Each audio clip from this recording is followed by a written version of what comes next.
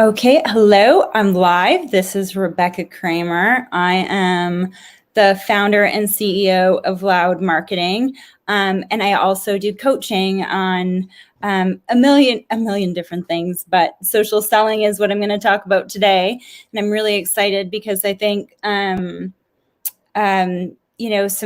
things that are actionable daily tips. It's really hard to keep yourself accountable and make yourself the most efficient that you possibly can be. But I think some of the things that I've figured out have really helped me along the way. It's always a challenge to make sure that you have enough time in your day to be successful. And often we run out of time, and often we're, transitioning and switching gears, and things sometimes don't work out the way that we plan. But as long as we're planning, and as long as we are making sure that we're setting ourselves up for success, I mean, how can we not be, right? Hopefully. So what I wanted to talk about today were some actionable things to consider when you are trying to figure out, how to be successful when you are selling socially, because we all know that things come up.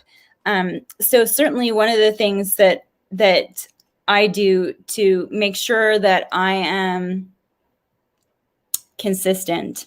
I make sure that I'm consistent. So when I'm creating content, for example, we really should only be creating content 20% of the time. The rest of the time, so the other 80% of your time should be spent actually just reusing that content. If you have a blog, write that blog, and then with that blog, create social media posts, create video content. Do it the other way. Create a video and then do the opposite. Create a blog from that video. Reusing content and repurposing content, not just in the moment when you're recording it, or not just in the moment when you're writing it. In the future, if it's content that people have been interested in and engaged with, then actually that they might be interested in it in the future. So certainly creating content and making sure that you're setting yourself up for success with a monthly content planner. Becoming visible is hugely important.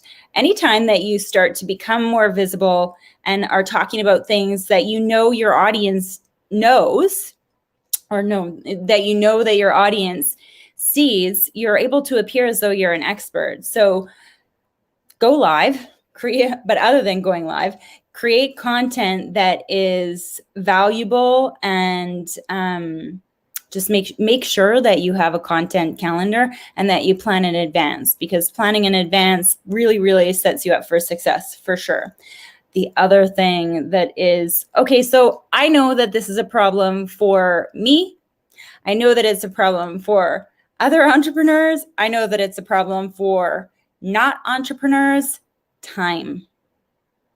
Time is such a huge problem for me. I wish that there was, I don't know, 34 hours in a day would be nice, but if I could just figure out better time management.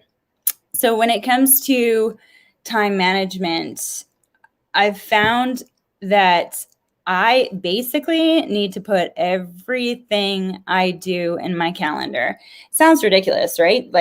Okay, so I know that in the morning I'm going to wake up and hopefully I'm going to work out. But if it's in my calendar, the first thing I do, if I look at my calendar, I'm going to see, oh, well, I got to go work out. Or, writing goals even. Oh, yes, this is perfect. So writing goals, put it in your calendar. Put everything in your calendar. If it's something that you want to make sure that you're doing, and that you want to hopefully hold your own self accountable, put it in your calendar. I'm gonna lower my chair. There. Put it in your calendar. Put it in your calendar. Put it in your calendar.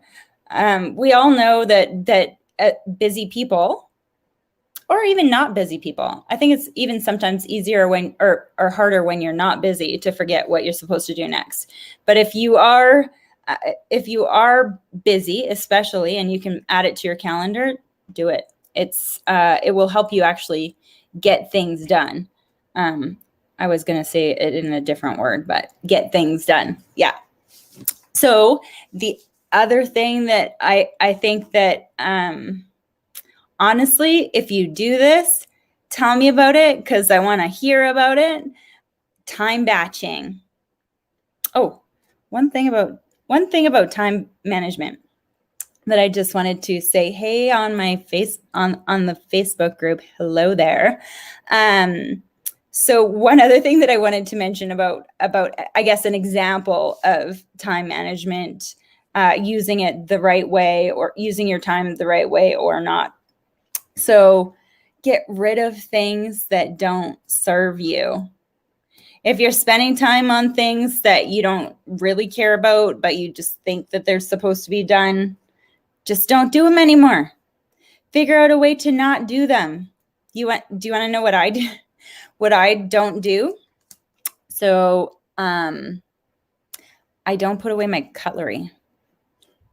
I know that that's like totally not that big of a deal to put away cutlery. I put it all together. I take it out of the dishwasher. I put it in the drawer. I'll post a comment, or I'll post a picture so that you guys can see. Everything else in my day is organized and lovely, but the cutlery, I mean, all you're going to do is like pick up a fork anyway. You can see the fork. It doesn't need to be in the little slot. That's extra time that I don't need to be spending. I know that sounds like a silly example, but it's legit. I don't put away my cutlery properly. It might make some people uncomfortable, actually, as disastrous as it is. It's all clean. I don't need to spend the time anyways. Okay, so next, time batching. So here is something that's really cool that I started doing it. My eyes are watering. I started doing it kind of recently. So what time batching is basically if there's a task that you have to do on a regular basis and it takes away from your day, and you can really do it all at once. You don't have to do it like multiple times through the week. Time batch. So, okay, what the heck is time batching? Okay, here's the thing. If you know that you can look at your finances twice a month, for example, and spend that time looking at paying bills, looking at your finances, and you can set that up and do that twice a month. Set those days, put it in your calendar. Don't just wait until something is due. Actually do it in advance and be intentional. So set up those I guess blocks of time that you're going to actually do that stuff. Another thing to think about is content creation. So here's the thing. I know that with content creation, we want to be like real and authentic and in the moment, but the reality is that there is a lot that we can do in advance. There is a lot that we could do in advance. So set it in your calendar. Put, every Monday that you're going to spend however much time that you're going to spend on that day on working on content, working on whatever needs to be done for creating content. And actually on that subject, even when it comes to taking photos, doing videos, anything that you feel like you need to kind of set up for. So for example, when I'm doing videos or photos, I know that I'm going to need to make sure my hair is done, make sure my makeup's done, make sure that the lighting is right, make sure that my dogs aren't barking. They're not barking today, which is kind of nice. And you're going to want to make sure that you have all of that set up. So why not actually time batch it? Why not actually say, okay, so I know that I'm going to go live on Thursdays.